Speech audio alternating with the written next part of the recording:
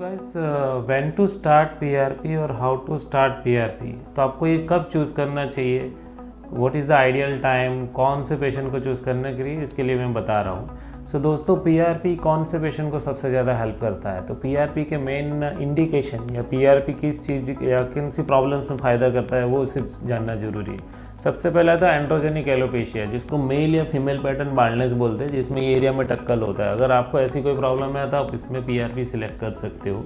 इसमें अच्छे रिजल्ट्स आते हैं। इसमें दो टाइप के रिजल्ट मिलते हैं। एक तो हेयर फॉल कम होता है, आपके जो बाल टूट के गिर रहे हैं वो कम होते जाते हैं। दूसरे जो इनएक्टिव फॉलिकल है, जो वीक हेयर्स है, वो वापस स्ट्रांग होकर थिकनेस गेन करते हैं। जैसे कि ये स्क्रीन में आप देख रहे हो, इनके काफ़ी सारे इनएक्टिव फॉलिकल्स थे, वो वापस एक्टिवेट हो गए, वापस वो स्ट्रांग हो गए। तो that is the one indication in male pattern baldness. Okay, इसकी कोई लिमिट नहीं है, कोई भी पेशेंट कर सकता है। 3 या 4 पीआरपी में अच्छे रिजल्ट तक पहुंच सकता है वो। सेकंड है how to start PRP. Directly PRP start कर दे क्या, बस भाई बाल्डनेस है पीआरपी स्टार्ट किया, ऐसा नहीं है दोस्तों। If you have some baldness issue then first you take evolution from a dermatologist, जो आपके प्रॉपर डॉक्टर्स हैं उनके साथ जाके इवोल्यूट करो, आपके रीजंस फाइंड आउट करो। कई बार जो बाल्डनेस का इशू होता है या हेयर फॉल का इशू होता है, डैंड्रफ की वजह से होता है, स्काल्प इन्फेक्शन की वजह से होता है, इनप्रॉपर डाइट, विटामिन डेफिशिएंसी, इन सब से होता है, स्ट्रेस और उन सारी चीज़ों से होता है। तो वो सारे भी कवर करना जरूरी, because these are the main reason और रूट कॉज। पीआरपी एक ब्लैंकेट ट्रीटमेंट है, ब्लैंकेट और अम्ब्रेला ट्रीटमेंट है। अम्ब्रेला ट्रीटमेंट का मतलब क्या होता है, वो कोई भी तरफ का पानी आ रहा है वो रोकेगा, फिर वो बारिश का है, कोई भी आर्टिफिशियली रोक रहा है। वैसे तो पीआरपी रिजल्ट दे देता है, पर वो रूट कॉज को कवर नहीं करता, वो सिर्फ रिजल्ट देता है। किस रीजन से आग लगी थी वो जानने की कोशिश इसमें नहीं होगी, सिर्फ वो आग बुझा देगा। हाँ, अगर हमें पता चल गया कि कौन से रीज़न से आग लगी है तो डेफिनेटली हम वो रीज़न के ऊपर काम करेंगे, तो वापस आग लगने के चांसेस कम है।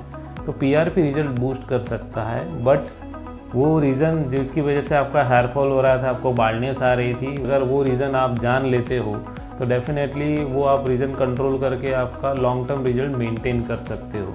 दूसरा है एलोपेशिया एरियाटा। एलोपेशिया एरियाटा में क्या होता है, पैची हेयर लॉस होता है। कुछ एरिया में बाल टेक्निकली या टेम्पररीली वो इम्यूनिटी की वजह से डिस्टर्ब हो गए होते तो इनएक्टिवेट हो जाते हैं। इन केस को हम काफ़ी केस में मराठी में जैसे हम चाई बोलते हैं, गुजराती में उंदरी बोलते हैं। तो ये एलोपेशिया एरियाटा में भी ये रिजल्ट अच्छे देता है। जब रीग्रोथ करनी हो बालों की तो हमें उसमें अच्छे रिजल्ट मिलते हैं। तीसरा है फेशियल रिज्यूनेशन। काफ़ी लोगों को चेहरे पे स्कार्स हो गए होते हैं पिंपल्स की वजह से और उनकी वजह से, तो ये स्कार्स में भी अच्छा रिजल्ट देता है। तो हम CO2 नाम के लेज़र और सब्सिजन नाम की प्रोसीजर के साथ, माइक्रोड्रिलिंग के साथ पीआरपी करते हैं। कुछ सेशन में उनमें भी इम्प्रूवमेंट अच्छी आती है। चौथा केस है क्रॉनिक नॉन हीलिंग अल्सर्स में स्किन में कहीं पे ज़्यादा डैमेज हो गई है, जल गया है, कट गया है, या फिर कोई इन्फेक्शन की वजह से स्किन चली गई है, तो वहाँ पे स्किन को वापस रिकवर करने के लिए भी ये यूज़ होता है। टैलोजन इफ्लूअम जैसे कि कोरोना, टाइफॉइड, डेंगू, इसकी वजह से किसी को एक्सेसिव हेयर लॉस हो रहा है, तो ये सिचुएशन में भी पीआरपी आपको हेल्पफुल हो सकता है। तो these are the main indication for PRP. Okay, कब स्टार्ट करना है, तो जब आपको लग रहा है कि आपके रूटीन मेडिकेशंस काम नहीं कर रहे, आपके होम रेमेडीज़ काम नहीं कर रहे, तो कोई प्रॉपर डर्मेटोलॉजिस्ट के वहाँ पे जाके पहले उनसे इवैल्यूएट करवाइए आपका बाल्डनेस का प्रॉब्लम या आपका हेयर लॉस के रीज़न, और उसके बाद पीआरपी में वो जैसे बताया वैसे स्टार्ट कीजिए। तो ये आपको काम कर सकता है।